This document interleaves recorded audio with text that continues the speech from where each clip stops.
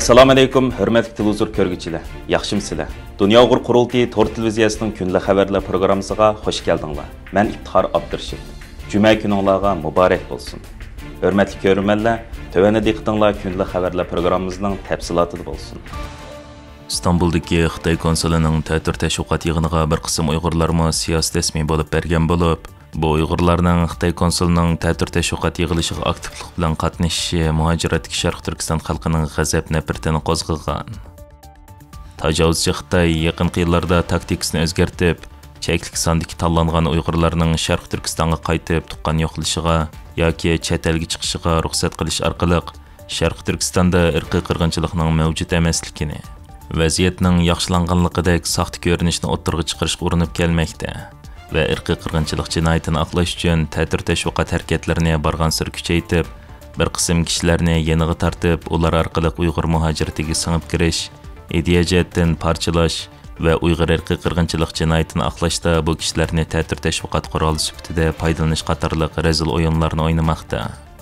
Yaqinda Xitoyning Turkiyadagi bosh elchixonasi va Istanbul konsuli 9 avgust kuni Turkiyadagi Uyg'urlarni yeniga tortish uchun atalmış 0 aralıqda konsul ishlarini bejirish uchirish yig'ini o'tkazgan.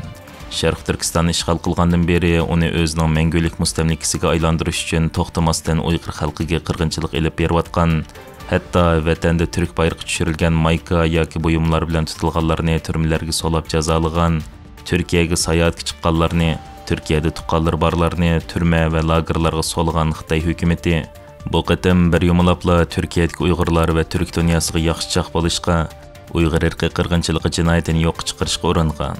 Istanbulning Fatih rayonida o'tkazilgan bu yig'ilishga bir qism Uyg'urlarmi siyosiy rasmiy bo'lib bergan bo'lib, bu Uyg'urlarning Xitoy konsulining bu ta'tir tashviqot yig'ilishiga aktiv bilan qatnashishi muhojiratdagi Uyg'ur xalqining g'azab nafratini qo'zg'agan.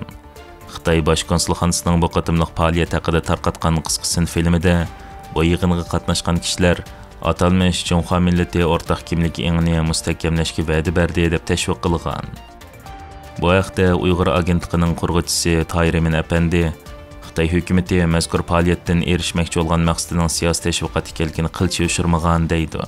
Xitoyning Istanbulda turishliq bosh konsulxonasining organ torbetidagi uchurlardan ma'lum bo'lishicha, mazkur faoliyat 9 avgust Istanbulning Fatih rayoniga joylashgan Ali Amiri Apandi kultur markazida o'tkazilgan bo'lib, faoliyatga har qaysi millatdan bo'lib 120 kishining qatnashganligi bildirilgan. Faoliyatda Xitoy bosh konsuli Vi Shaodong so'z qilib, konsulxonaning yoshlar yig'ilishi o'tkazish, vatanga qaytib tuqqan yo'qlashga tashkillash, bolalar uchun Xitoy tili kurslari o'rnatishtirish qatorliq planlarini o'ttirib qo'ygan. Dunyo Uyg'ur qurultiyining tashkil ishlarga mas'ul muavin raisi Abdurashid Abdulhamid Apandi stansimizning ziyoratini qabul qilib, bu haqda o'zining qarashlarini o'ttirib qo'yib, mundaq deydi.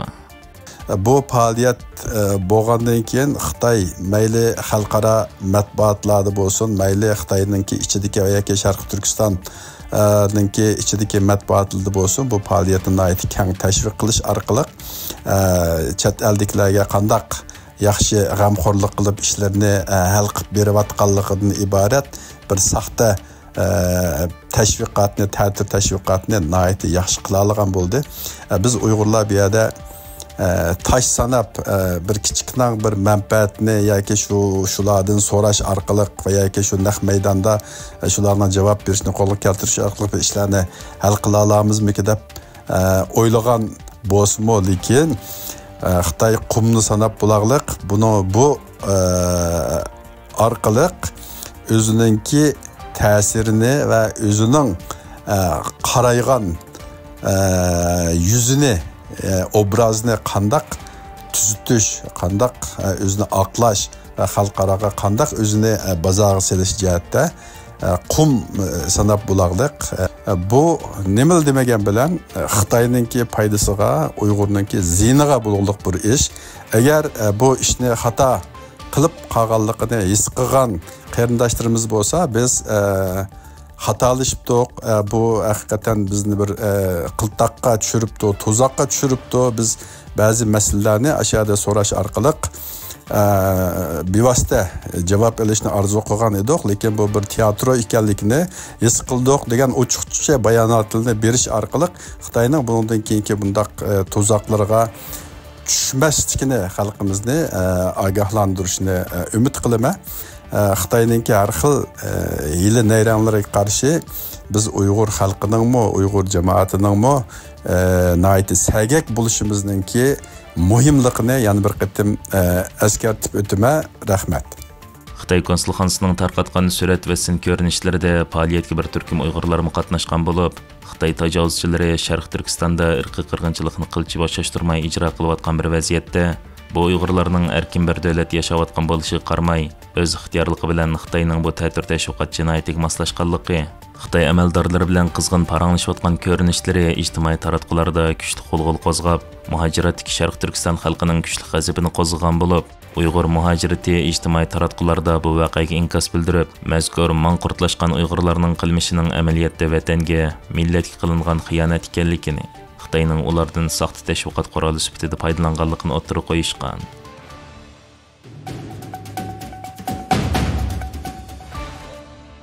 Amerika Xitoyning Uyg'ur majburiy amkiga chetishlik mahsulotlarini cheklashni kuchaytmoqda.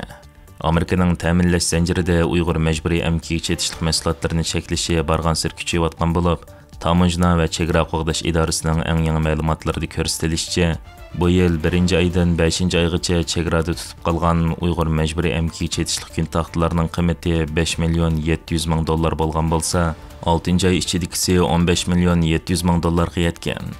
Amerika Tamojna va chegara qo'g'dash idorasining tor betida bildirilishicha, Uyg'ur majburiy emgakning oldini olish qonuni bo'lsa, vatanimiz Sharq Turkistondan qazib olingan yoki ishlab chiqarilgan yoki majburiy emgak jinoyatiga chetishlik ma'lum o'rinlar ishlab chiqargan buyumlar va tovarlarni import qilish ma'ni qilindi.